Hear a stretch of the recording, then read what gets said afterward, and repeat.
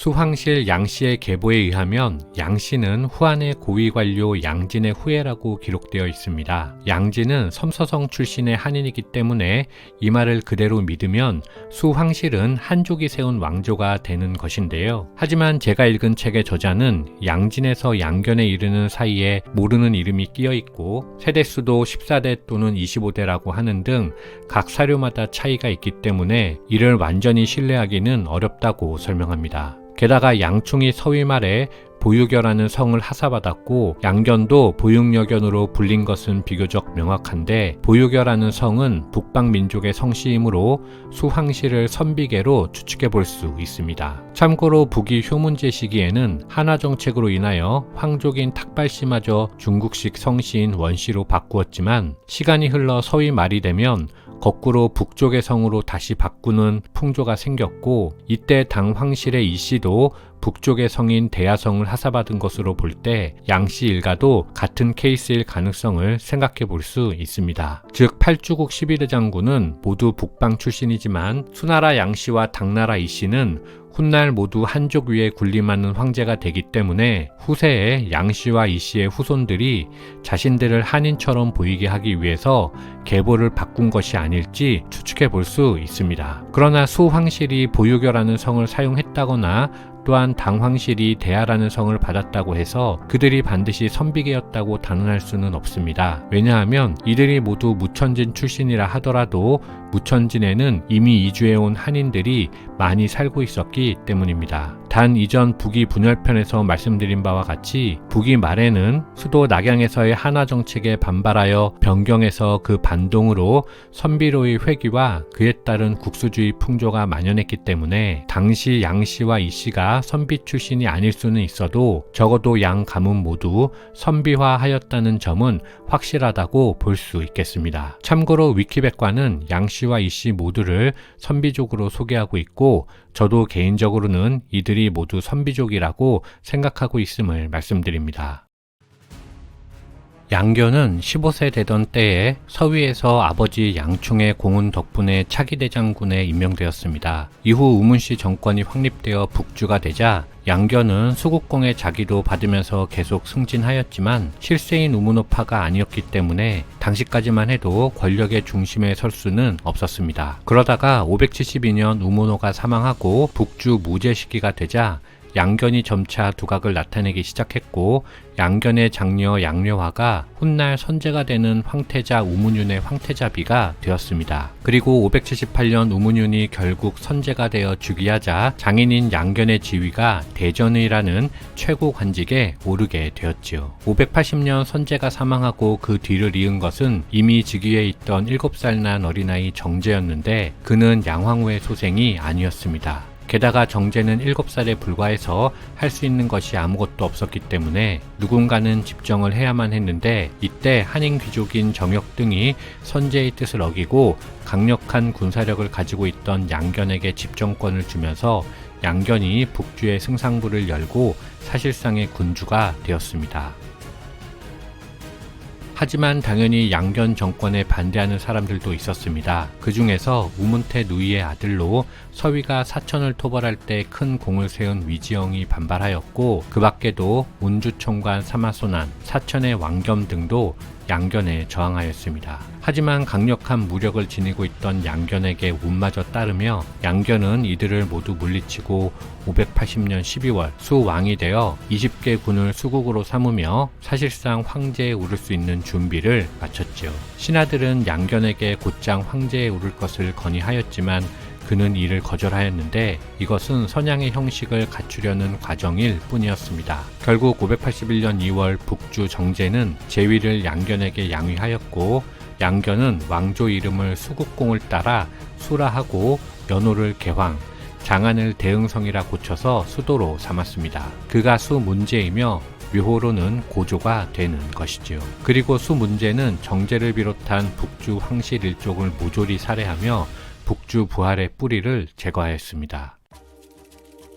독고황후는 서위 8주국 중에서 승상 우문씨와 황실 원씨를 제외한 최고 권위자였던 주국 독고신의 딸로 14살의 문제에게 시집온 인물입니다. 문제편에서 특별히 황후를 소개하는 이유는 그녀가 문제에게 끼친 영향이 상당했을 것으로 추측해 볼 수 있기 때문인데요. 예를 들어 독고황후는 문제에게 자신을 제외한 다른 여자에게서 자식을 보게 하지 않겠다는 맹세를 받기도 하였고, 황후의 일족이라도 법을 어겼을 때는 가차없이 형벌을 내린 여걸이었습니다. 반면 황제에게 시킨 맹세를 볼 때 질투심이 엄청났던 인물이기도 한데요. 일례로 문제가 위지영의 딸을 총애하자 그녀를 죽인 일화가 있습니다. 이때 수문제가 그 소식을 듣고 나는 천자이지만 자유가 없구나 라며 한탄하였다고 하는데, 이를 듣고 있던 고경이 폐하 어찌 한 부인 때문에 천하를 가벼이 여기십니까? 라고 위로하였는데, 여기서 한 부인이라는 말이 독고황후의 귀에 들어가 결국 고경이 실각에 이르게 되었다는 설도 전해질 정도이죠. 한편 황태자 용이 폐위되고 훗날 양제가 되는 진왕 광을 태자로 삼은 것도 용에게 여자 문제가 많아 황후의 노여움을 샀기 때문이라는 에피소드도 있습니다.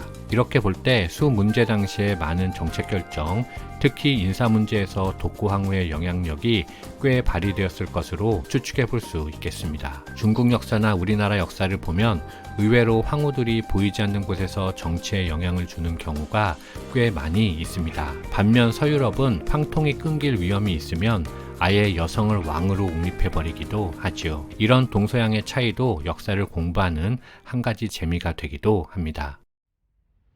수나라가 설립된 후 문제가 가장 먼저 손댄 것은 형법 체제인 율을 공표한 것입니다. 이것을 개왕률이라 하는데, 이를 통해서 수나라는 형법을 통해 국가의 통치를 유지하려 한 국가라는 점을 유추해 볼 수 있습니다. 개왕률의 특징은 가혹한 법을 삭제하면서 통일 직후 혼란했던 정권을 안정시키려 한 것이었는데, 구체적인 내용은 전해지고 있지 않습니다. 하지만 당나라의 율이 이 개왕률에 의거한 점을 볼 때 둘은 비슷할 것으로 추측해 볼 수 있지요. 한편 지방관제도 수정되었습니다. 한나라 이후 지방제는 주군현의 3급제였지만 수문제가 여기서 군을 폐지하고 주현의 2급제로 고쳤습니다. 이것은 516국 이후 주의 수가 너무 많이 증대하여 주와 군의 차이가 별로 없어지면서 지방관제에 혼란이 일고, 아울러 지방관 수도 엄청나게 증가하면서 폐해가 드러났기 때문입니다. 이때 지방관의 수장인 자사가 가지고 있던 하급 관료 임명권과 병권도 중앙정부로 회수되었는데, 이것은 중앙집권을 위해 매우 중요한 의미를 지닌다 하겠습니다. 마지막으로 수나라 시기의 관리 등용 시험인 과거가 시작되었는데요. 화북에서는 기왕의 부귀 시절부터 계속 추진되어 온 귀족제의 영향으로 인물이 아니라 가문에 의해서 벼슬이 정해져 왔었습니다. 하지만 새로 성립한 수왕조에서는 이미 귀족제가 무너진 후였기 때문에 굳이 이를 유지할 이유가 없었죠. 따라서 비록 완전하지는 않더라도 귀족제를 배경으로 운영된 구품관인법이 사라지고 과거가 시작되었습니다.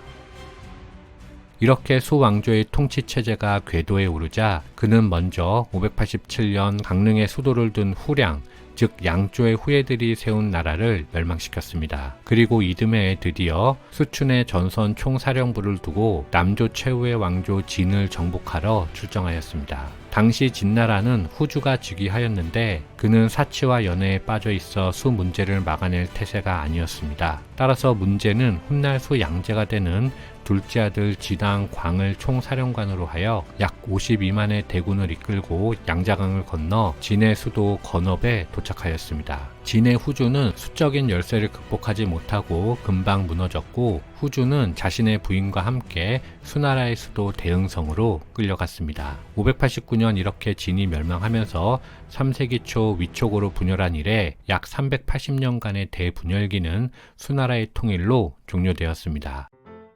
문제라는 시호에 비춰볼 때 그의 정치는 유교 이념에 맞춰 좋은 평가를 받았음을 추측해 볼 수 있습니다. 즉 난세를 수습하여 백성의 생계를 안정시키며 태평성대를 이룬 황제라는 의미가 포함된 시호인데요. 하지만 수 문제는 학문이 없었고 신하의 말에 귀 기울인 황제는 아니며 관대하거나 넓은 도량을 갖추지 못하고 잔혹함을 가지고 있는 황제이기도 했습니다. 특히 말년으로 갈수록 이런 경향이 짙어져서 개왕 20년인 600년이 되면 특별한 이유 없이 황태자 양룡을 폐하고 둘째인 진왕 양광을 태자로 삼았는데 이는 장자 상속제가 확립되어 있던 중원에서 비판거리가 되면서 수가 사실상 문제와 양제의 이대에 그칠 수밖에 없었던 근본적인 이유라고 보는 견해도 있습니다. 물론 문제라는 좋은 시호로 불린 이유가 수 왕조의 장점은 모두 수 문제에게, 단점은 모두 수 양제의 폭정으로 돌린 당왕조의 사관에 의해 만들어진 이유도 있을 것이라는 견해 역시